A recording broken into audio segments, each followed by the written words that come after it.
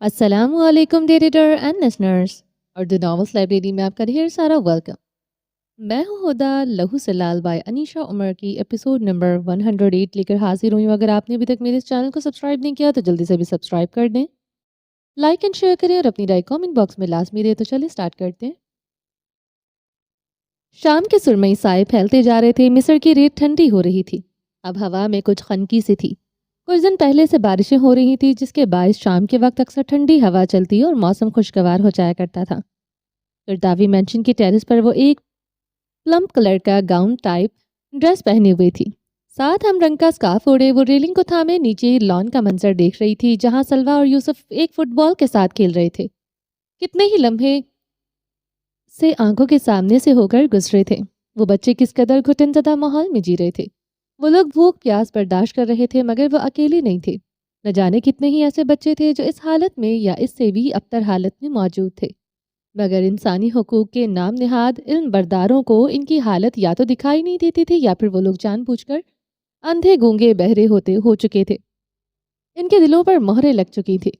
ان کو غزہ میں بھوک پیاس کے باعث بلکتے ہوئے بچے نظر نہیں آ رہے تھے، مگر کسی ندی میں ڈوبتا ہوا ایک کتا بہت جلد نظر آ جایا کرتا تھا جس کو بچانے کے لیے منٹوں میں ہی ہیوی مشینری پہنچ جایا کرتی تھی، اور اس کتے کو بچا کر وہ لوگ انسانیت کا جھومر بڑی شان سے اپنے ماتھے پر سجا لیا کرتے تھے، اور ہم لوگ بھی ان کو داد دیے بنا نہیں رہتے تھے کہ دیکھو کیسے لوگ ہیں جن کی نظر میں ایک جانور کی اہمیت ہے، مگر کیا ان کی نظر میں انسانوں کی، خاص کر مسلمانوں کے بچوں کی بھی اہمیت ہے؟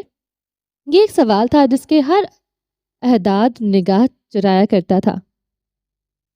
کسی کتے کو بچانا بری بات نہیں ہے، بلکہ یہ انسانیت کا اعلیٰ درجہ ہے، مگر صرف اپنے مطلب کے انسانیت کے معیار تخلیق کرنا غلط ہے۔ گیٹ کھلا تو اس کی گاڑی پورچ میں آ کر رکی۔ وہ اپنے کوٹ کے بٹن کھولتا ہوا نکلا۔ ڈرائیور گاڑی پارک کر رہا تھا۔ اس کی نگاہ سلوہ اور یوسف پر گئی تو وہ گہرا مسکرا دیا، اور ادھر ٹیرس پر کھڑی اینا بھی کھل کر مسکرائی تھی۔ یوسف نے فٹ بال حسن کی جانب اچھالا جس کو اس نے ایک پاؤں سے ہی روک لیا تھا۔ اب وہ اسی فٹ بال سے اپنی جوہر دکھا رہا تھا، اور سلوہ اور حسن اپنے منہ پر ہاتھ رکھے اس کی مہارت دیکھ رہے تھے۔ اور یوں ہی فٹ بال کو اپنے دونوں پیروں کے بیچ گھماتا رہا تھا، اور یوسف اور سلوہ کو چیلنج کیا کہ وہ آ کر اس سے فٹ بال لے کر دکھائیں۔ وہ دونوں آگے بڑھے، انہوں نے اپنی جان لگا دی، مگر حسن کی دسترس سے فٹ بال چھیننا ناممکن دکھائی دیتا تھا۔ سلوہ پاؤں پٹک کر رہ گئی۔ حسن ہنس دیا۔ اس نے فٹ بال یوں ہی دونوں پیروں کی مدد سے اچھالا اور اس کو اپنے ہاتھ میں اٹھایا۔ اب وہ اس فٹ بال کو اپنی شہادت کی انگلی پر گول گول گھما رہا تھا۔ وہ دونوں شوق کے عالم میں اس کو دیکھ رہے تھے۔ اینا اپنے منہ پر ہاتھ رکھے ہنستی جا رہی تھی۔ وہ نظارہ بہت خوبصورت تھا، زندگی سے بھرپور۔ چلو دو بچے ہی سہی، ان کی ہی زندگی بدل گئی۔ وہ اس پر مطمئن ہو گئی۔ سلوہ خفا سے سینے پر بازو باندھے کھڑی ہو گئی تھی، اور یوسف اچھل اچھل کر وہ فٹ بال چھیننے کی کوشش کر رہا تھا۔ حسن نے فٹ بال کو انگلی پر گھماتے گھماتے ہی سر اوپر اٹھا کر دیکھا تو وہ ایک پل کے لیے ٹھٹکا، پھر وہ گہرا مسکرا دیا۔ اینا مسکرا کر اس کو دیکھ رہی تھی۔ وہ اتنی مگن تھی حسن کی نگاہیں بھی خود پر محسوس نہ کر پائی۔ وہ بس سرشاری سے ان سب کو دیکھ رہی تھی۔ حسن نے مسکرا کر فٹ بال ان دونوں کے حوالے کیا اور چپکے سے وہاں سے نکل گیا۔ اینا بس یوں ہی دیکھے جا رہی تھی۔ کچھ دیر بعد اس کو احساس ہوا کہ وہ وہاں نہیں تھا۔ وہ ہوش کی دنیا میں واپس لوٹی تو لان میں ایک بار پھر سے سلوہ اور یوسف کھیل رہے تھے۔ اس نے ادھر ادھر دیکھا، وہ وہاں نہیں تھا۔ وہ یوں ہی الجھی سی مڑنے لگی، مگر ایک جانی پہچانی سی مہک نے اس کو آ گھیرا تھا۔ اینا وہیں جم گئی۔ وہ چلتا ہوا اس کے قریب آیا۔ اینا کی اس کی جانب پشت تھی۔ وہ مسکرا کر آگے بڑھا اور ریلنگ پر رکھے اینا کے دونوں ہاتھوں پر اپنے ہاتھ رکھے وہ وہیں قید ہو گئی، اور وہ یوں ہی جھک کر اس کے ایک سر کا بوسہ لینے لگا۔ حسن، وہ چھپ گئی۔ آ گئے تم؟ اس نے تھوک نکلا۔ ہاں آ گیا تمہارے پاس، کہتے اس نے اینا کا رخ اپنی جانب موڑا۔ وہ نگاہیں جھکائے ہوئے تھی۔ حسن نے ایک انگلی سے اس کی تھوڑی کو ذرا سا اونچا کیا۔ میری منتظر تھی؟ وہ شوق سے لہجے میں بولا۔ اینا کی عارض سرخ ہوئے۔ کس نے کہا؟ وہ مسکراہٹ دبا گئی۔ اس نے، کہتے اس نے اینا کی عارض کو چھوا۔ ان کی سرخی بتا رہی تھی کہ تم جس کی منتظر تھی وہ تمہارے پاس آ گیا ہے۔ وہ اس کو بے بس کر رہا تھا۔ تو تم خوش فہمیاں پالتے ہو؟ اینا نے اس کے سینے پر ہاتھ رکھ کر اس کو دھکیل دیا تھا۔ ظاہر ہے ڈگری آف خوش فہمیالوجی ہے میرے پاس۔ وہ گردن اکڑا گیا۔ اینا منہ پر ہاتھ رکھے وہ ہنستی جا رہی تھی۔ ایک یاد سی اس کی آ کر جھونکے کے اطمینان ٹکرائی تھی۔ وہ مہوت سا اس کو دیکھے گیا، اور پھر جا کو یوں ہی وہاں رکھے ایک صوفے پر بیٹھ گیا۔ ٹیرس کی تزئین کی بھی قابل دید کی تھی۔ وہاں بیٹھنے کے لیے لگژری صوفے رکھے ہوئے تھے، کچھ کرسیاں اور چھت پر مصنوعی گھاس بچھائی گئی تھی اور گملوں میں بڑے بڑے پودے رکھے ہوئے تھے۔ نیز وہ ایک خوبصورت ترین کونا تھا اس عالیشان گھر کا۔ اینا نے اچنبے سے دیکھا اور چلتی ہوئی آ کر اس کے سامنے رکھی ٹیبل پر ٹک گئی۔ کیا ہوا، تھک گئے ہو؟ وہ اس کی آنکھیں دیکھ رہی تھی۔ آج کل کچھ زیادہ ہی جلدی تھک جاتا ہوں۔ وہ مہم سا مسکرا دیا تھا۔ وہ اسٹیرائڈز تمہیں کمزور کر رہے ہیں، تم علاج کیوں نہیں کروا لیتے؟ اینا نے تعصب سے اس کی جانب دیکھا۔ اور اگر آپریشن کے دوران ہی مر گیا تو؟ حسن، اینا بے اختیار بلند آواز میں چلائی۔ اس کی سانس اٹکی تھی۔ تم عورتیں اتنی حساس کیوں ہوتی ہو؟ مرنا تو سب نے ہے، تو پھر اتنا اوور ریئیکٹ کیوں کر جاتی ہو؟ وہ گردن ایک جانب گرا گیا۔ اینا نے بے بسی سے اس کو دیکھا تھا۔ اچھا، ہم عورتیں ہی اوور ریئیکٹ نہیں کرتی ہیں؟ اور اس دن ملبے کے ڈھیر پر دیوانوں کی طرح کون چلا رہا تھا؟ اینا نے آنکھیں سکیڑ کر یاد دلانا چاہا۔ یہ ڈریس اچھا لگ رہا ہے تم پر۔ وہ شوخی سے مسکرایا۔ اینا نے اس کے گھٹنے پر رکھے ہاتھ زور سے چپت لگائی۔ وہ شخص باتوں کی ہیرا پھیری میں ماہر تھا۔ آئندہ ایسا کوئی مذاق نہ کرنا، وہ خفگی سے بولی۔ حسن مسکرا دیا۔ اس نے اینا کے دونوں ہاتھ اپنے ہاتھوں میں لیے اور ذرا آگے کو ہو کر بیٹھا۔ اینا اس کی سیاہ آنکھوں میں قید ہو چکی تھی۔ سچ کہوں تو اب جینے سے بھی ڈر لگتا ہے اور مرنے سے بھی۔ کیا پاگل ہو گئے ہو؟ اینا نے اس کو گھورا۔ ہاں، جینے سے اس کے لیے کہیں میں پھر سے اندھیروں میں نہ گر جاؤں، کہیں پھر سے میرے دل پر کوئی سیاہ دھبا نہ آ کر گر جائے اور وہ میرے دل کو سیاہ نہ کر ڈالے۔ اس سے پہلے کہ ایسا کوئی امتحان آئے میں مرنا چاہتا ہوں۔ حسن، اینا کی آنکھوں کے کنارے نم ہوئے۔ اور مرنے سے بھی ڈر لگتا ہے، تمہاری عادت جو ہو گئی ہے۔ وہ گردن ایک جانب گرا گیا۔ اینا کی آنکھ سے ایک آنسو نکلا۔ Can you please stop it? اینا نے سر جھکایا۔ اس کی آنکھوں سے آنسو بہہ رہے تھے۔ رو تو مت پلیز۔ حسن نے ہاتھ بڑھا کر اس کے آنسو پونچھے۔ تھینک یو سو مچ۔ سو مچ مجھے ایک ولن بننے سے روک دیا۔ ہر انسان اپنی زندگی کا مرکزی کردار ہوتا ہے۔ میں بھی اپنی زندگی کا مرکزی کردار تھا، مگر میں ایک منفی کردار تھا جو نہ صرف خود غرض ہو رہا تھا بلکہ اپنے ساتھ بہت سارے لوگوں کو بھی غرق کر رہا تھا۔ مگر کہتے کہتے اس نے اینا کے ہاتھ لبوں سے لگائے، مگر تم نے میری ساری جسٹیفیکیشنز کو رون ڈالا اور مجھے ایک بے بس ہارا ہوا شخص ثابت کر دیا۔ اینا نے نگاہ اٹھا کر دیکھا۔ وہ شکریہ ادا کر رہا تھا یا پھر طنز کر رہا تھا؟ تمہیں پتا ہے ہم نے ولنز کو جسٹیفیکیشنز دے رکھی ہیں۔ اس نے اپنی بات جاری رکھی۔ وہ لوگ برائی کر کے بڑی آسانی سے کہہ دیتے ہیں کہ بھائی دنیا نے ہم پر رحم نہیں کھایا، اس لیے ہم بھی دنیا کو وہی لوٹائیں گے۔ میں بھی اسی اصول پر جی رہا تھا۔ مجھے لگتا تھا کہ میرے پاس میرے ہر گناہ کی عمل کی جسٹیفیکیشنز موجود ہیں اور ہمیشہ رہیں گی۔ مگر اینا، جب ہماری آنکھیں کھلتی ہیں نا تو ایک پل کے لیے اندھیرا چھا جاتا ہے، پھر واپسی کا کوئی راستہ نہیں آتا۔ تب ہمیں اندازہ ہوتا ہے کہ ہم نے اپنا کتنا نقصان کر ڈالا۔ اینا بنا پلکے جھپکے اس کو دیکھے جا رہی تھی۔ اس کا بس چلتا تو وہ اپنی سانسیں بھی روک لیتی۔ وہ اپنی باتوں سے اینا کے دل میں اپنا نام نقش کر رہا تھا جو کبھی نہیں مٹنے والا تھا۔ وہ شخص اس کے دل کی گہرائیوں میں اتر رہا تھا جہاں وہ ہمیشہ ہمیشہ رہنے والا تھا۔ وہ اس کے دل میں اپنا ایک ایسا مکان تعمیر کر رہا تھا جو اس کے مرنے کے بعد بھی مسمار نہیں ہونا تھا۔ وہ مکان ہمیشہ قائم رہنا تھا اور حسن کرداوی اس کا مکین اور اس کا مالک رہنا تھا۔ ہمارے نبی صلی اللہ علیہ وآلہ وسلم سے بڑھ کر تو کوئی رحم دل اور معصوم ذات اس دنیا میں نہیں آئی نا۔ مگر دنیا نے ان کے ساتھ کیا کیا؟ ان کو تنگ کیا، ان پر پتھر برسائے، ان کو ان کے شہر سے نکال دیا، ان پر بھوک مسلط کی گئی، انہیں ہر وہ تکلیف دی گئی جو وہ کوئی عام انسان سہ نہ پاتا۔ مگر وہ پیغمبر ہیں اللہ کے، ہم لوگ عام بشر ہیں۔ عام بشر میں اس بات سے بھی فرار حاصل کر لیا کرتا تھا کہ میں کوئی کون سا نبی ہوں۔ مگر کیا تم نے کبھی سوچا کہ انبیاء کو تکالیف کیوں سہنی پڑتی ہیں، حالانکہ وہ تو بس اللہ کا پیغام پہنچا رہے ہوتے ہیں؟ کیوں؟ اینا کوئی سی بولی۔ کیونکہ وہ ہمارے لیے ایک راستہ بنا رہے ہوتے ہیں، ایک ایسا راستہ جس پر چل کر زندگی بسر کی جائے، جس کو سنت کہتے ہیں۔ اس کو زمانہ تکلیف دیتا ہے تو پھر ان کا رد عمل دیکھو کہ انہوں نے کیا کیا۔ کیا انہوں نے اہل طائف کو بد دعا دی؟ کیا انہوں نے اپنا شہر فتح کرنے کے بعد اپنے مجرموں کو بیچ چوراہے کی سزا دی؟ کیا انہوں نے اپنے چچا کے قاتلوں کا کلیجہ چبایا؟ اینا یک سی بیٹھی اس کی باتیں سن رہی تھی۔ نہیں، وہ نبی ہیں مگر ان کا راستہ ہمارے لیے ہی ہے۔ ہم ان کے راستے پر چلتے ہیں، چلنے کے لیے ہیں، اس لیے ہمارے کسی گناہ کی، کسی ظلم کی اور کسی ناانصافی کی کوئی جسٹیفیکیشنز نہیں ہے۔ ہم لوگ انسان ہیں جس کے پاس عقل ہے، شعور ہے۔ ہم اپنے ٹراما سے نکلنے کے لیے دوسروں کو کچل نہیں سکتے، اور انسان کے لیے یا تو ریپیٹنس ہے یا پھر سزا۔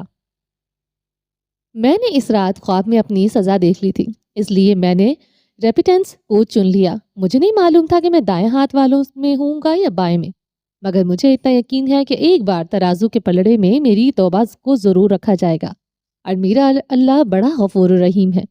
اب وہ اپنی بات مکمل کر کے اینا کی ہتھیلیوں پر موجود زندگی کی لکیر پر انگلی پھیر رہا تھا۔ اینا وہاں موجود ہی نہیں تھی۔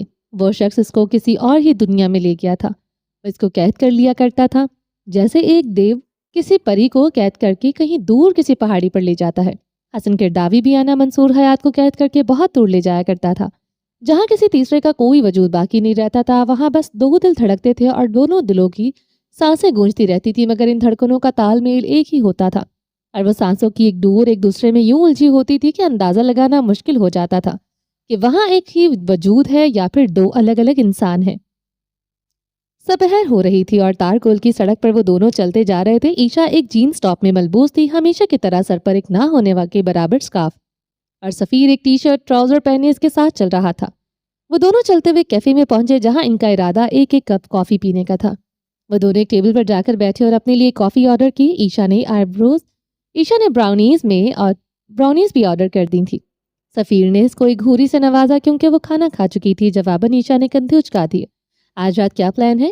عیشا نے میز پر دونوں کوہنیاں ٹکاتے ہوئے پوچھا۔ سفیر کی آنکھوں میں شرارت چمکی۔ خیریت ہے؟ مجھے اپنی مشرقی بیوی کے ارادے کچھ ٹھیک نہیں لگ رہے۔ سفیر، عیشا کے پاس ایک گلدان پڑا تھا، اٹھا لیا۔ سفیر نے فوراً اس کے ہاتھ سے وہ چھوٹا سا کیکٹس پلانٹ پکڑ کر رکھا، ورنہ اینا ممکن تھا کہ وہ سفیر کا سر کھول دیتی۔ بچ جاؤ میرے ہاتھوں سے تم، وہ کڑ کر رہ گئے۔ سفیر ہنستا جا رہا تھا۔ آج رات ایک یورپین ڈیلیگیشن آ رہا ہے سفارتخانے میں، اس لیے ہمارا ارادہ ان کا ایک اچھا سا ویلکم کرنے کا ہے۔ وہ ترچھا سا مسکرایا۔ عیشا ہنس دی۔ ویلکم شاندار ہونا چاہیے، کیوں نہیں؟ سفیر نے آنکھ دبائی۔ میں سوچ رہی ہوں کہ مصر واپس چلی جاؤں۔ کافی آ گئی تو وہ ایک گھونٹ بھر کر بولی۔ سفیر کا چہرہ سست گیا۔ کیا مطلب ہے مصر؟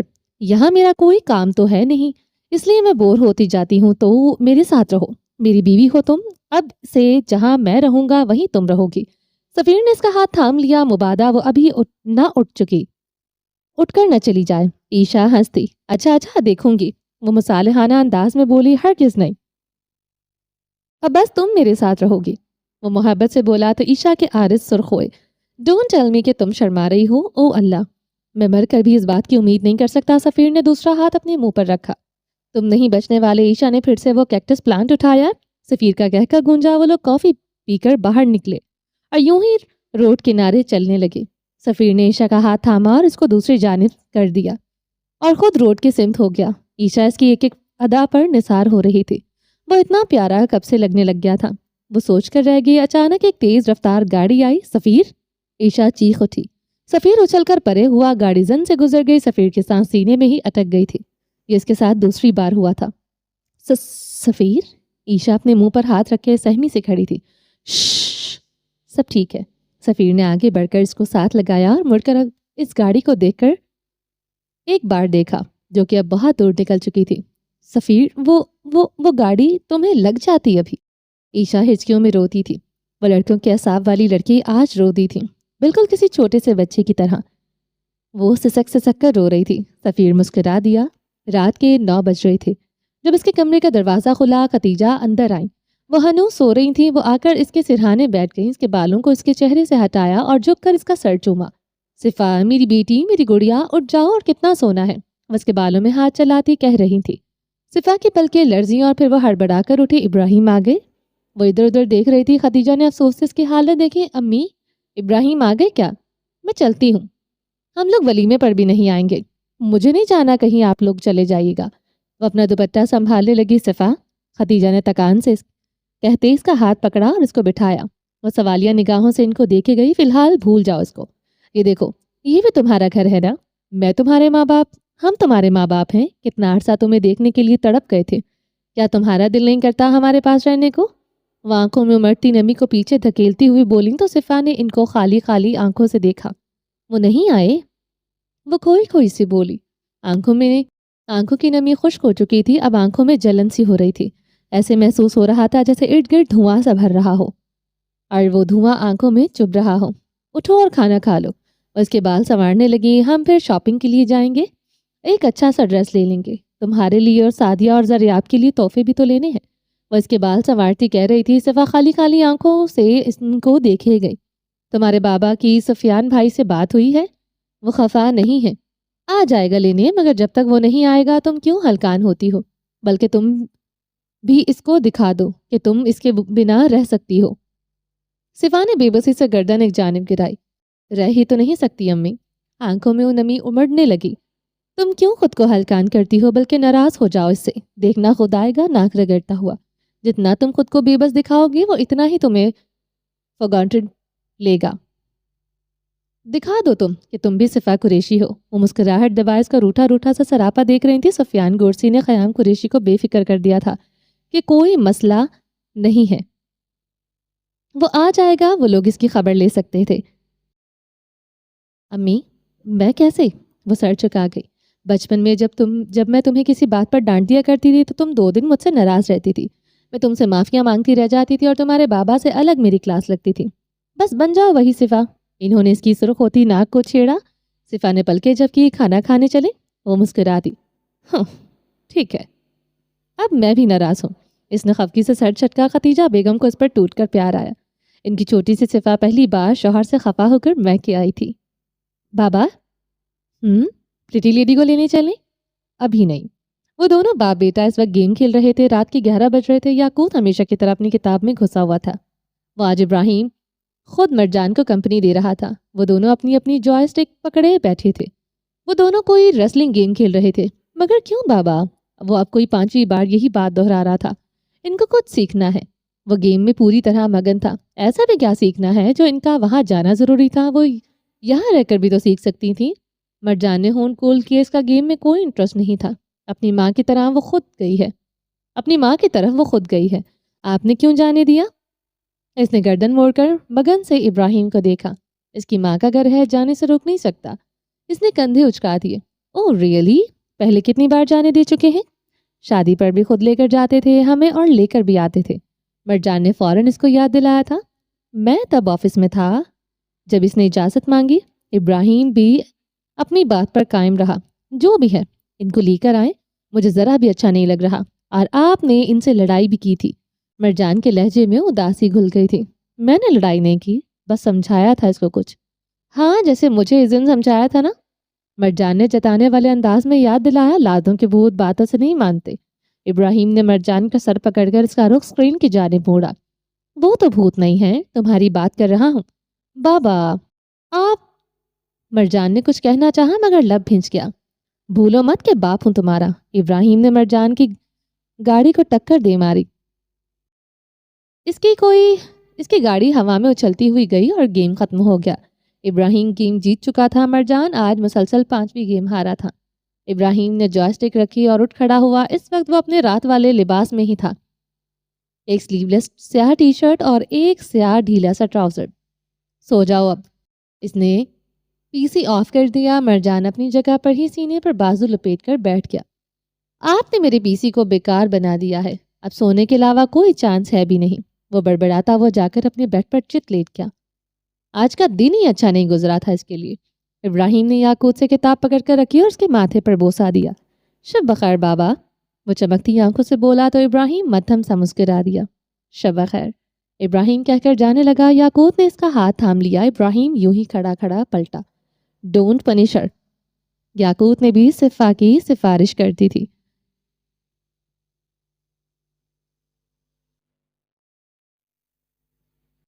I could never، ابراہیم مسکرا دیا۔ وہ جیسی ہیں ان کو ویسے ہی قبول کر لیں، ان کو پلیز ری شیپ نہ کریں، وہ ٹوٹ بھی سکتی ہیں۔ یاقوت نے اداسی سے کہا تھا۔ ابراہیم اپنی جگہ جم سا گیا۔ وہ کتنی بڑی بڑی باتیں کیا کرتا تھا۔ پھر ابراہیم نے اس کے سرہانے پڑی کتاب دیکھی۔ اس کو جواب مل گیا تھا۔ وہ بچے خود مطالعہ کرنے لگ گئے تھے، اور مطالعہ انسان کو وقت سے پہلے بڑا کر دیتا ہے۔ ابراہیم نے اس بات میں سر ہلا کر یقین دہانی کروائی اور اس کے سر پر ہاتھ پھیرتا ہوا کمرے سے نکل گیا۔ میرال آ کر اپنے بستر پر لیٹی اور آیت کی جانب پشت کر کے لیٹ گئی۔ آیت کچھ دیر اس کو دیکھتی رہی، پھر اس نے اپنا ٹیڈی بیئر جو کہ صفا نے اس کو لا کر دیا تھا، اس کو زور سے خود کے ساتھ لگایا اور اس کی لگی آنکھیں موند دی۔ گیمز کے لیے شارپ مائنڈ کی ضرورت ہوتی ہے۔ اچانک سے مرجان کے الفاظ اس کے کانوں میں گونجے تو اس نے پلٹ کر آنکھیں کھول دی۔ اس نے میرال کو دیکھا جو کہ شاید سو چکی تھی۔ وہ کچھ دیر یوں ہی اس کو دیکھے گئی۔ تو کیا میرال شارپ مائنڈڈ تھی؟ وہ گیمز کھیلتی تھی؟ وہ ذہین تھی؟ مگر پڑھائی میں تو آیت زیادہ اچھی تھی. پھر کیسے ایک گیمز کھیلنے والا انسان شارپ مائنڈ کہلا سکتا ہے؟ آیت نے خوف سے سر جھٹکا. اس نے ادھر ادھر دیکھا، پھر میرال کو دیکھا جو کہ سو رہی تھی. پھر یوں ہی دبے دبے پاؤں بیڈ سے اتری. اس نے چپکے سے پی سی آن کیا اور مڑ کر ایک نظر میرال کو دیکھا. وہ ہنوز سو رہی تھی. آیت نے میرال کی منی مائنر کیے ہوئے ٹپس اوپن کیے. وہ گیمز ہی کھیل رہی تھی. یوں ہی کچھ پلیٹ فارمز دیکھتی اور سمجھتی رہی. پھر وہ ایک بگنر لیول کا پلیٹ فارم کھول کر بیٹھ گئی کیونکہ اس کو شروعات یہاں سے کرنی تھی. وہ کچھ دیر روبوٹ کے ساتھ گیم کھیلتی رہی اور پھر کچھ پریکٹس ہونے کے بعد اس نے ایک آن لائن پلیئر کے ساتھ گیم کھیلا جس میں آیت کو کامیابی ملی. آیت کی تو خوشی کا ٹھکانہ نہیں رہا تھا. وہ یوں ہی ایک کے بعد ایک اور دوسری کے بعد تیسری گیم کھیلتی رہی. اس کو اب مزہ آنے لگا تھا اور آن لائن پلیئرز کو ہرانے کا تو اور بھی زیادہ مزہ آنے لگا تھا. اس نے ان پلیئرز کے یوزر نیم دیکھے. سب کے یونیک نیم تھے. آیت نے ہونٹوں پر انگلی جمائی اور پھر اپنی پروفائل کھول کر دیکھی. بلو. اس نے اپنا یوزر نیم دیا اور پی سی آف کر دیا. آج کے لیے اتنا ہی کافی تھا. اس کو صبح اسکول بھی جانا تھا اس لیے وہ آ کر سو گئی. ابراہیم اپنے کمرے میں آیا. خالی کمرہ اس کو منہ چڑھا رہا تھا. اس کو یہ کمرہ کبھی اتنا خالی نہیں لگتا تھا جتنا اب صفا کی غیر موجودگی سے لگتا تھا. اسے اب اس خالی کمرے سے گھٹن محسوس ہوتی تھی. وہ بوجھل قدم اٹھاتا اندر آیا. لائٹ آن کی. موبائل چارجنگ پر لگانے کے لیے سائڈ ٹیبل کے پاس پہنچا تو وہاں صفا کا موبائل پڑا تھا. اس نے یوں ہی مسکرا کر فون اٹھایا اور بیک گراؤنڈ سے ٹیک لگا کر بیٹھ گیا. وہ ناراضگی میں اپنا موبائل بھی نہیں لے کر گئی تھی. ابراہیم نے موبائل دیکھا تو وہ پروٹیکٹڈ نہیں تھا. یعنی اس لڑکی نے کوئی لاک، کوئی پاسورڈ اور کوئی پیٹرن تک نہیں لگایا ہوا تھا. ابراہیم مہم سا مسکرا دیا. وہ اتنی شفاف کیوں تھی؟ وہ اتنی پیاری کیوں تھی؟ مگر وہ اتنی کمزور بھی کیوں تھی؟ یہ سوچ کر ابراہیم کی مسکراہٹ زائل ہو گئی. وہ یوں ہی اس کا موبائل دیکھتا رہا. اس نے گیلری اوپن کی تو ایک مخصوص فولڈر پر نگاہ گئی جس کا ٹائٹل تھا مائی سیکرٹ رش. ابراہیم کی آنکھیں پھیل گئی. اس نے تھوک نکلتے ہوئے فولڈر کو اوپن کیا تو ابراہیم کی حیرت کی انتہا نہ رہی تھی. وہ ساری ابراہیم کی تصاویریں تھیں مگر وہ تصاویر بہت پہلے کی تھیں اور وہ تصاویر یقیناً صفا نے نہیں بنائی تھی. تو پھر وہ تصاویر کس نے بنائی تھی؟ وہ سلائڈ کرتا ہوا سوچے جا رہا تھا. پھر یوں ہی اس کی نگاہ ایک تصویر پر ٹک گئی جہاں وہ ایک ہاتھ جیب میں ڈالے سیڑھیوں پر کھڑا کوئی فون کال سن رہا تھا. اس نے یاد کیا وہ 3 سال پہلے پاکستان آیا تھا. اس دن وہ کوئی فون کال سن رہا تھا جب اس پر فلیش لائٹ پڑی تھی. ابراہیم نے چونک کر دیکھا تو سجل اس کی تصویر بنا رہی تھی. ابراہیم ایک پل میں ہی سمجھ گیا تھا وہ ساری تصاویر اس کو سجل نے بھیجی ہوئی تھی. وہ لڑکیاں سچ میں پاگل تھیں. پھر اس نے صفا کا موبائل الٹ پلٹ کر کے دیکھا. یہ موبائل تو اس نے خود لے کر دیا تھا تو پھر اتنی پرانی تصویر کیسے؟ وہ الجھا ہوا تھا. کچھ دیر یوں ہی اس کی گیلری دیکھتا رہا. پھر فون بیڈ پر پٹک کر آنکھیں موند گیا. وہ لڑکی اس کے لیے وبال جان تھی. اگلے دن دوپہر کو مرجان اسکول سے واپس آیا تو سیدھا اپنے کمرے میں ہی پہنچا تھا. منال زلیخا کے ساتھ کھانا لگوا رہی تھی. اس نے بے دلی سے آ کر اپنا بیگ پٹکا اور یوں ہی اپنا پی سی آن کر کے بیٹھ گیا. آج کل وہ ریسنگ گیمز ہی وقت گزاری کرتا تھا. کھانا تو کھا لو. یعقوب اس کے پیچھے ہی کمرے میں آیا. اس کو پی سی کے سامنے بیٹھا دیکھ کر تو چڑھ کر بولا, کھا لیتا ہوں, تم پہلے فریش ہو جاؤ پھر میں ہو جاتا ہوں. وہ مصروف سا بولا. یعقوب اس پر ایک نگاہ ڈالتا فریش ہونے چلا گیا. مرجان نے اپنا ان باکس دیکھا تو اس کو ایک ریکویسٹ آئی ہوئی تھی. اب تک وہ بس روبوٹس کے ساتھ ہی کھیل رہا تھا. اب کسی کی اس کو ریکویسٹ آئی ہوئی تھی. مرجان نے آنکھیں سکیڑ کر دیکھا اور پھر اس کو نائٹ آؤل یاد آیا. کیا اس کو ریکویسٹ ایکسیپٹ کرنی چاہیے اگر بابا ناراض ہو گئے تو؟ وہ سوچ کر رہ گیا مگر اس کے باپ نے اس پر اتنی پابندیاں نہیں لگائی تھی. یعنی اس کا پی سی ٹریس ہو رہا ہے تو اس کو فکر کرنے کی ضرورت نہیں, بس محتاط رہنا ہے. اس نے یوزر نیم دیکھا تو ایک پل کے لیے سوچ کر رہ گیا. بلو. مرجان کچھ دیر سوچتا رہا. پھر اس نے ریکویسٹ ایکسیپٹ کر لی مگر وہ یوزر ابھی آف لائن تھا. وہ کچھ دیر یوں ہی آن لائن گیمز کھیلتا رہا اور پھر فریش ہو کر نیچے چلا گیا. یہ ڈریس کتنا پیارا ہے نا. ختیجہ اس وقت بیڈ پر کچھ جوڑے اور جولری لیے بیٹھی تھی. صفان کو دیکھ رہی تھی. ایک بیج کلر کا میکسی ڈریس تھا جس پر ہم رنگ ہی کام ہوا تھا. وہ خوبصورت اور نفیس جوڑا تھا. ہاں اچھا ہے. وہ بیک گراؤنڈ سے ٹیک لگائے بیٹھی تھی. تمہیں پتا ہے یہ والا ڈریس ان لوگوں نے سمجھو کہ زبردستی ہی دیا ہے. وہ سر چھٹک کر رہ گئیں. کہتے ہیں کہ یہ آپ یہ والا لے کر جائیں. ایک تو اس پر آفر لگی ہے اور دوسرا یہ آخری پیس ہے, اس لیے آپ لوگ اس کو ہاتھ سے جانے نہ دیں. مجھے بھی پسند آیا تو میں انکار نہیں کر سکی, اور تم تو بس نہ ہونے کے برابر ہی حصہ لے رہی تھی. शॉपिंग में। मुझे ये पसंद आया तो मैं ये ले आई। अब तुम बताओ तुम्हें ये पसंद है भी या नहीं, क्योंकि वहाँ तो तुमने मुंह को ताला लगा रखा था। वो आखिरकार तकान सदा से बोली। सिफा ने इनकी जानिब देखा और फीका सा मुस्कुरा दी। अच्छा है अम्मी। अच्छा चलो उठो, मेरे साथ सैलून चलो। कैसा बुझा बुझा सा चेहरा लिए फिर रही हो, ऐसे ही जाओगी वलीमे पर? अम्मी मैं ठीक हूँ और सैलून हरगिज नहीं जाने वाली। फौरन सीधी होकर बैठी। ऐसे कैसे नहीं जाओगी?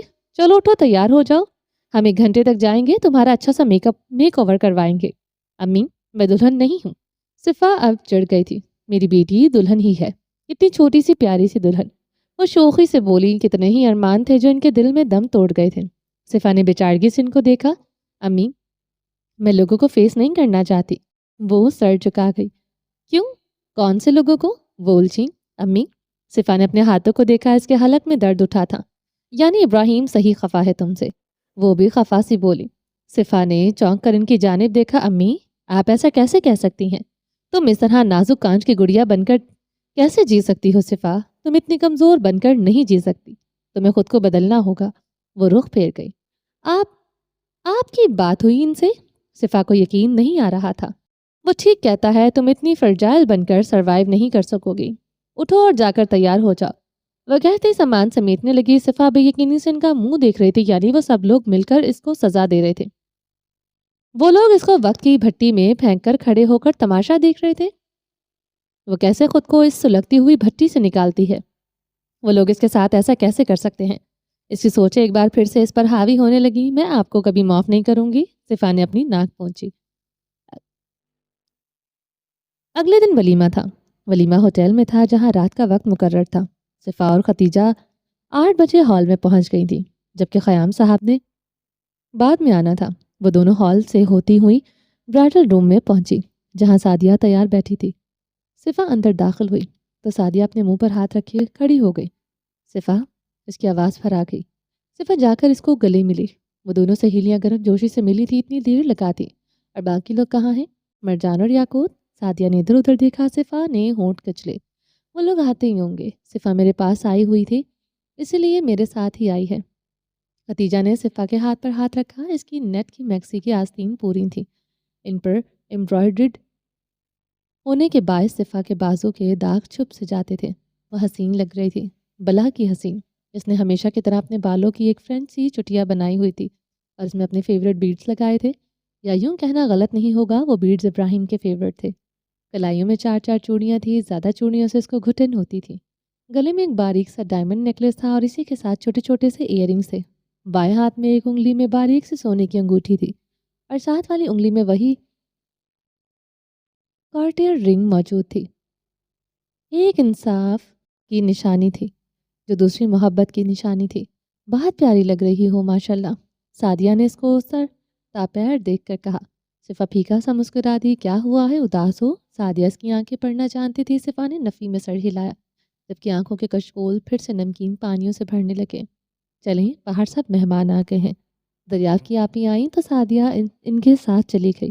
खतीजा ने सिफा का हाथ थामा और इसको भी बाहर ले आई। वो लोग सामने ही सोफ़ों पर बैठे थे। स्टेज पर ज़रियाब और सादिया बैठे थे। वो दोनों बहुत खूबसूरत लग रहे थे, बिल्कुल जैसे एक दूसरे के लिए ही बने हो।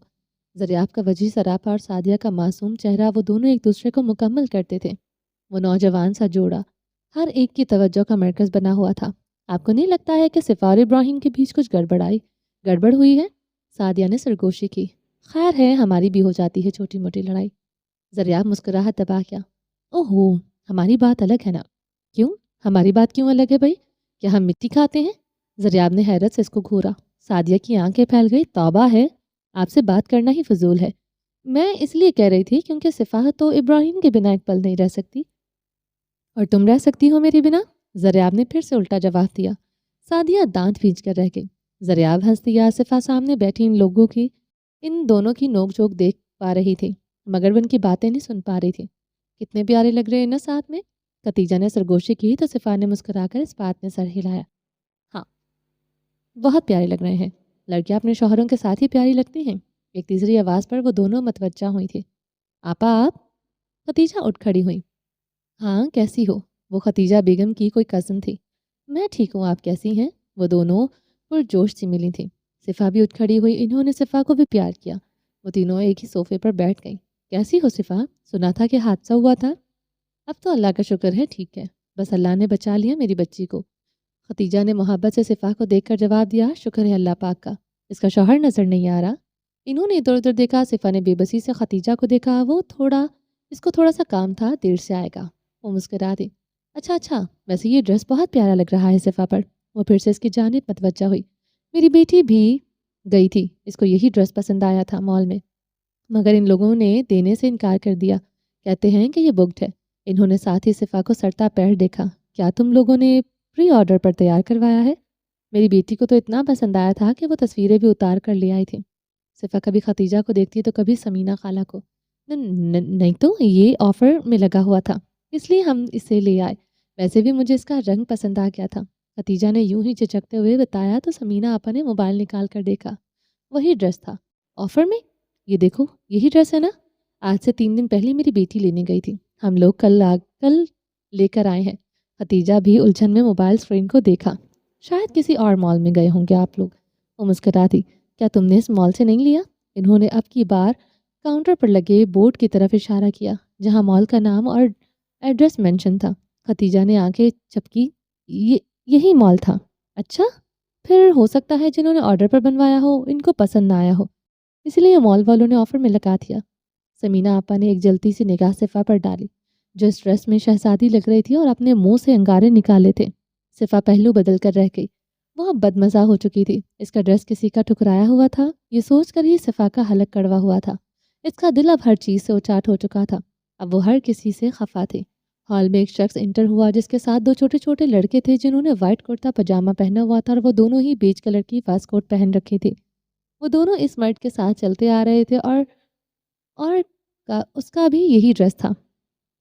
سفید کرتے پر بیج کلر کی ویسٹ کوٹ پہنے ہوئے وہ تینوں باپ بیٹا اندر داخل ہوئے۔ سامنے اسٹیج پر بیٹھے زریاف کے لبوں پر مسکراہٹ پھیل گئی۔ سعدیہ نے بھی اس کی جانب دیکھا تو وہ گہرا مسکرائی۔ تینوں چلتے ہوئے اسٹیج تک آئے۔ وہ لوگ ان صوفوں کے پاس سے گزر گئے تھے۔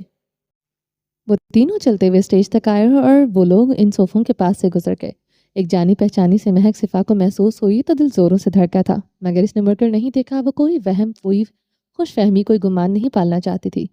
شادی مبارک ہو زریاب ماموں، ایک جانی پہچانی سی آواز اب اس کی سماعتوں سے ٹکرائی تھی۔ صفا نے حلق سے کچھ نیچے اتارا اور گردن موڑ کر دیکھا۔ اسٹیج پر 3 لوگ کھڑے تھے، 2 بچے اور ایک مرد ان تینوں کی جانب پشت تھی۔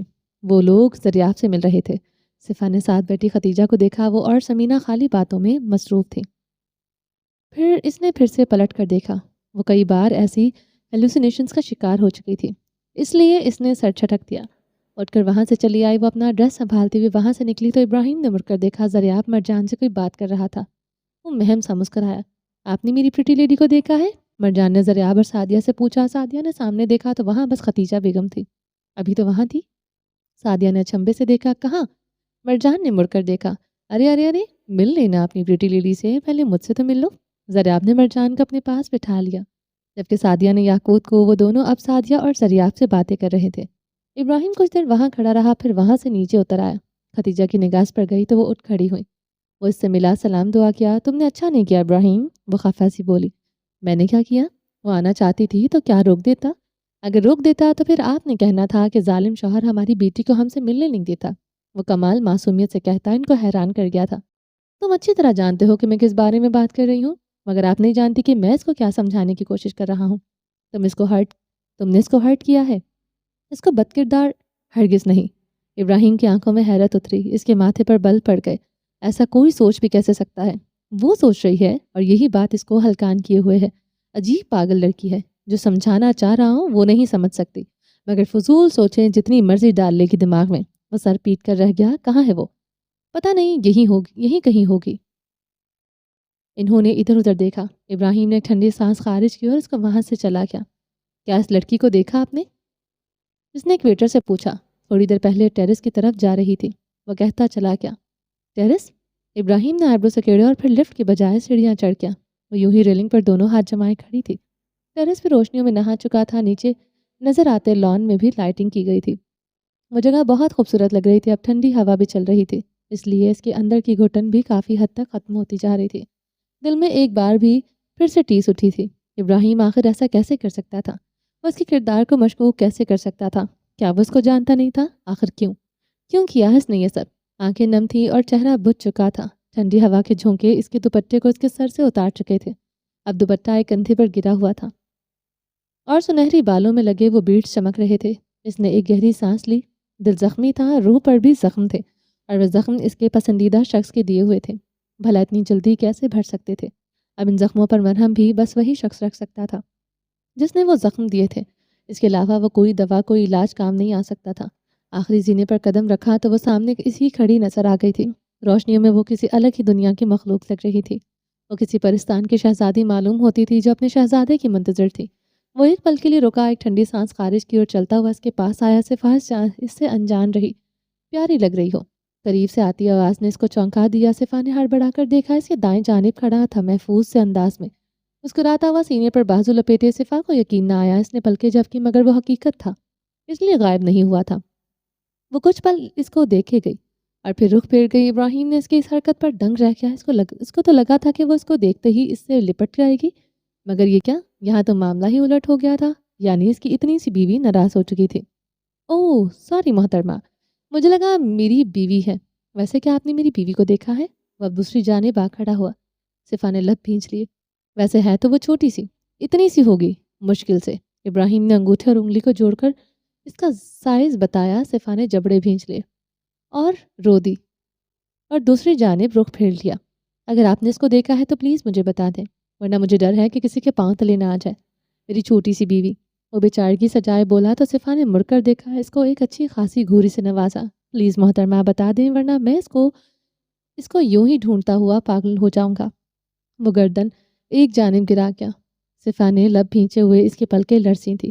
وہ اس پر غصہ کرنا چاہتی تھی مگر یہ کمبخت حلق کا درد نہ جانے کیوں آڑے آ جاتا تھا، اس لیے وہ پھر سے رخ پھیر گئی۔ وہ اب دوسری جانب آن کھڑا ہوا۔ چلے جائیں، وہ پوری ہمت جمع کر کے بولی تھی۔ ابراہیم کی آنکھیں پھیل گئیں۔ اکیلے؟ ہاں۔ وہ اس کی جانب نہیں دیکھ رہی تھی، وہ اس کی جانب دیکھتی تو ریزہ ریزہ نہ ہو جاتی۔ ابراہیم کے دل میں کچھ ٹوٹا تھا۔ ڈونٹ ری شیپ ہر، وہ ٹوٹ سکتی ہیں۔ یاقوت کے الفاظ نے اس کو ایک پل کے لیے خوفزدہ کر دیا تھا۔ مگر میں تو اپنی چھوٹی سی بیوی کو ڈھونڈنے آیا ہوں جو کہ مجھ سے خفا ہو کر یہاں چلی آئی ہے۔ اس نے مسکراہٹ قائم رکھی۔ صفا نے تڑپ کر اس کی جانب دیکھا۔ وہ مسکرا رہا تھا جیسے کہ کچھ ہوا ہی نہیں تھا۔ صفا اس کو دیکھ کر رہ گئی۔ وہ کتنے ہی پل اس کو دیکھے گئی۔ آنکھوں میں مایا جمع ہونا شروع ہو گیا تھا۔ اس کی دلیلیں جو اس نے اب تک سوچی تھی سب حلق میں کسی کانٹے کی طرح ہی پھنس گئی تھیں۔ آپ نے خود نکالا تھا اپنے گھر سے، وہ اپنی ہمت جمع کر کے بولی۔ ابراہیم کا منہ کھل گیا۔ واٹ؟ ہاں۔ وہ اب اس کے سامنے آ کھڑی ہوئی تھی۔ انہوں نے اشتعال تھا، آنکھوں میں اشتعال تھا۔ اب اس نے خود کو دربدر کر دیا تھا۔ آپ نے میری کسی بات کا یقین نہیں کیا۔ مجھے اس کے حلق میں پھر سے درد اٹھنے لگا تھا۔ وہ اس درد سے شدید تنگ تھی۔ اس نے تھوک نگلا اور اس درد پر قابو پایا۔ مجھے بد کردار کہا۔ صفا، اس کی آواز بلند ہوئی۔ ڈانٹ لے، مزید ڈانٹ لے، مزید چلا لے مجھ پر، مجھے مزید میری ہی نظر میں گرا دے۔ وہ بنا سہمے بولے جا رہی تھی۔ اس کا ایک ایک لفظ ابراہیم کو اندر سے ریزہ ریزہ کر رہا تھا۔ وہ آج خود نہیں ٹوٹی تھی مگر مقابل کو ریزہ ریزہ کر رہی تھی۔ صفا، وہ آج ہکلایا تھا۔ اس کی اپنی یہی آواز لرز کر رہ گئی تھی۔ چلے جائیں پلیز۔ وہ پھر سے رخ پھیر گئے۔ مجھے مزید درگور نہ کریں۔ اس نے سختی سے اپنی آنکھیں رگڑی تھی۔ ابراہیم اس کو دیکھ کر رہ گیا۔ ابراہیم اپنی جگہ شل سا کھڑا تھا۔ اس کو کیا سمجھانا چاہ رہا تھا اور وہ کیا سمجھ بیٹھی تھی؟ وہ لڑکی اپنے بارے میں ایسے الفاظ بھی استعمال کیسے کر سکتی تھی؟ تم؟ ابراہیم نے جبڑے بھینچ لیے اور اس کی کلائی پکڑ کر کھینچی۔ وہ اس کے سامنے آ کھڑی ہوئی تھی اور ایک پل کے لیے لڑکھڑائی۔ ابراہیم نے دوسرا ہاتھ اس کے گرد باندھا۔ ایسے الفاظ کیسے استعمال کر سکتی ہو اپنے لیے، میری بیوی کے لیے؟ اس کے لیے یہی بات ہضم کرنا ناممکن تھا کہ وہ خود کو یعنی ابراہیم کی بیوی کو بد کردار کہہ رہی تھی۔ آپ نے کہا ہے، وہ اس کی آنکھوں میں دیکھ رہی تھی۔ عجیب باغی پن سا تھا، عجیب مضبوطی سی تھی اس کے لہجے میں۔ صفا ابراہیم ہر الزام برداشت سہ لے گی مگر اپنے کردار پر بات برداشت نہیں کر سکتی، وہ بات کرنے والا خواہ میرا شوہر ہی کیوں نہ ہو۔ صفا، ابراہیم نے اس کو پکڑ کر جھنجھوڑا۔ اس کو اس صفا سے خوف محسوس ہوا تھا۔ وہ رخ پھیر گئی تھی مگر کھڑی اس کی گرفت میں رہی۔ شٹ اپ، آئندہ ایسے الفاظ اپنی زبان پر بھی مت لانا۔ تمہیں پہلے بھی کہا تھا، اب بھی کہتا ہوں کہ تمہارا کردار ہوں میں، اور مجھے تمہارے کردار کے متعلق کسی کی گواہی کی ضرورت نہیں ہے، تمہاری بھی نہیں۔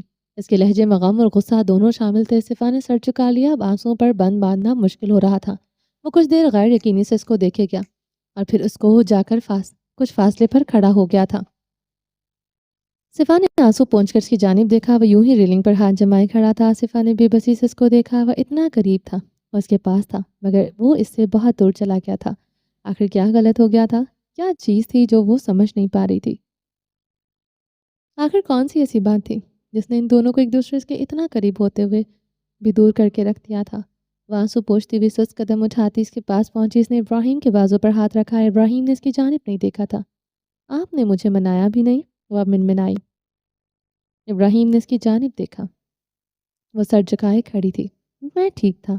इस रोई ज़मीन पर कोई भी ऐसा मौजूद नहीं जो इब्राहिम को समझ सके। वो तकान से कहता। सामने देखने लगा। सिफा ने तड़प कर उसकी जानिब देखा। मैं कितना ही आसान अल्फाज में समझा कर देख लूँ, तुम लोग मेरी बात समझते ही नहीं, क्योंकि कोई मुझे समझना ही नहीं चाहता। सब चाहते हैं कि मैं इनको समझूं, मगर मुझे समझने वाला कोई भी नहीं है। वो आज बिखरा सा हुआ था। नहीं, आप ऐसा मत कहें। सिफा को अब अपने कहे अल्फाज पर नदामत हो रही थी। तुम ठीक ही कहती हो। मैं हूँ ही इस काबिल कि मुझे छोड़ दिया जाए, तन्हा छोड़ दिया जाए। इनफैक्ट मैं तो खुद ही चाहता हूँ कि मुझे सब छोड़ दें, ताकि मेरी लाश पर आंसू बहाने वाला कोई ना हो। और मैं, इससे पहले कि वो मज़ीद कुछ कहता, एक सन्नाटेदार थप्पड़ की आवाज़ गूंजी थी। इब्राहिम के 14 तबक रोशन हो चुके थे। वो छोटा सा हाथ इसको अंदर तक हिला कर रख गया था। आइंदा, आइंदा ऐसी बात। इसने उंगली खड़ी करके कुछ कहना चाहा। इसकी आवाज़ बुरी तरह कपकपा रही थी। इसके आंसू अब इसका चेहरा भिगो रहे थे। इब्राहिम को कुछ लम्हे लगे थे संभलने में। इसको यकीन करने के लिए कुछ वक्त दरकार था। अगर आइंदा ऐसी बात की तो वो मुसलसल कपकपाती हुई कुछ कह रही थी, मगर अल्फाज थे कि इसका साथ देने से कासिर थे।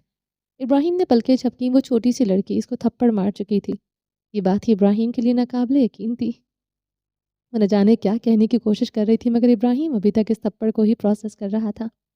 सिफा ने अपनी बात मुकम्मल करने की भरपूर कोशिश की। इसने एड़ी चोटी का जोर लगा दिया, मगर अल्फाज बिखर रहे थे। वो अपनी बात पर अटकी हुई थी। अगर आपने दोबारा, आई एम सॉरी। इब्राहिम ने फ़ौरन इसका कपकपाता वजूद खुद में छुपा लिया।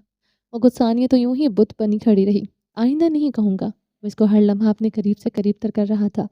आप वो फिर से कुछ कहने की सही करने लगे। बस करो प्लीज़, चुप हो जाओ, माफ़ कर दो। वो जब से बोलता हुआ खुद इसको खुद में भींच गया। आपने मेरे किरदार नहीं, हरगिज़ नहीं, ऐसा कभी नहीं हो सकता। प्लीज़ ऐसा सोचकर मुझे कत्ल न करो। वो भराई आवाज़ में बोला। तो फिर? इसकी घुटी घुटी सी आवाज़ आई। बस, फिर कुछ नहीं। शायद तुम ये बात कभी नहीं समझ सकती। वो हार मान गया। आप प्यार से समझाए ना। वो कसमसाए। इब्राहिम ने आंखों से मुस्कुरा दिया। इसने सिफा का चेहरा दोनों हाथों में थाम कर सामने किया। इसके आंसू साफ किए। वो अब फिर से फूट फूट कर रोती थी। कुछ देर पहले का गुस्सा भी आंसुओं की शक्ल में निकल रहा था। और इसके सीने पर सर टिका गई। इब्राहिम ने एक ठंडी सांस खारिज करते हुए इसको अपने साथ लगाया। 2 रातें 3 दिन। तुम्हें पता भी है कितना तवील अरसा होता है? क्या मुझे पता? मुझे क्या पता? मैं तो सुकून में थी अपनी अम्मी के पास। वो नाक पोंछती इसको मज़ीद दफा गई। वाह, यानी ये तवील अरसा सिर्फ मेरे लिए ही कठिन था। और तो और इस तवील मुसाफत का अजर देखो क्या मिला मुझे। एक जन्नाटेदार थप्पड़। इब्राहिम ने इसको सामने खड़ा किया और वो बेचारगी से अपने बाएं गाल पर हाथ रखा। सिफा का दिल डूबा था। इसने बेख्तियार हाथ बढ़ाकर उसके गाल को छुआ। दर्द हो रही है? वो मासूमियत से पूछ रही थी। नहीं तो बहुत मज़ा आ रहा है, बल्कि इतना कि रिफ्रेशिंग फील कर रहा हूँ कि दिल कर रहा है एक कि रोज़ ऐसी डोज मिल जाए। वो दांत भींच गया। सिफा ने पलके छपक कर उसको देखा। आई एम सॉरी, सिफा कहते अपनी एड़ियों पर उठी और मगर ज़रा ज़राफ़े की मानिंद खड़ा था। वो बदमज़ा हुई। इब्राहिम मुस्कुराहट दबाए नीचे झुका। इसने इब्राहिम के बाएं गाल को छुआ। वो गहरा मुस्कुरा दिया। वैसे डॉक्टर साहिबा, क्या आप हर थप्पड़ के बाद ऐसे ही मरहम लगाती हैं? वो इसके गिर्द दोनों बाजू बांध कर इसको अपने सामने कर गया।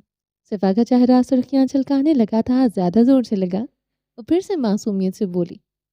इब्राहिम की ने होंठ गोल किए, बिल्कुल किसी छोटे बच्चे की तरह। अच्छा सॉरी ना।